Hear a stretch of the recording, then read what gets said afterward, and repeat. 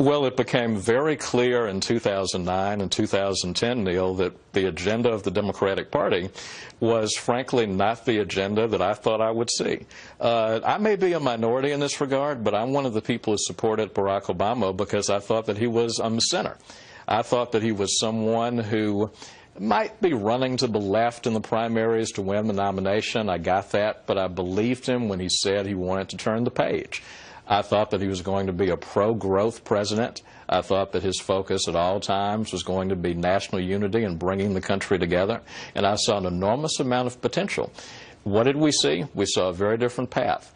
2009 and 2010, we saw the Democratic Party decide that for the first time in our country's history, it was going to push through a major piece of domestic legislation that over 50% of the country opposed, better known as Obamacare, the Affordable Care Act.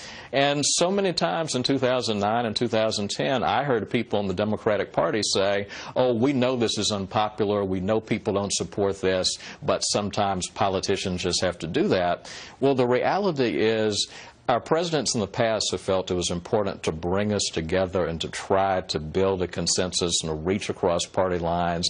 I didn't see that effort. I voted against Obamacare, but again, it's been a gradual process over a period of time, and I emphasize the last 2 years. When you're in office, of course you have to say things that end up pleasing your party. It's a two-team sport sometimes. Right. But the reality is when you're out of office and you have a chance to think about the direction of our country, the drift of our country, and the fact that the economy today, well, people say it's a recovery. People like you and me can call it a recovery because we're doing okay. There's many people walking around this country who are not doing okay. And the market is beginning to move back now. There are all kinds of predictions that we could lurch back into a place we don't want to be in the next several months. Policies we have in place aren't consistently working. I could give you a laundry list. But what we're doing is not working, and I'm someone who classifies myself as being on the center-right.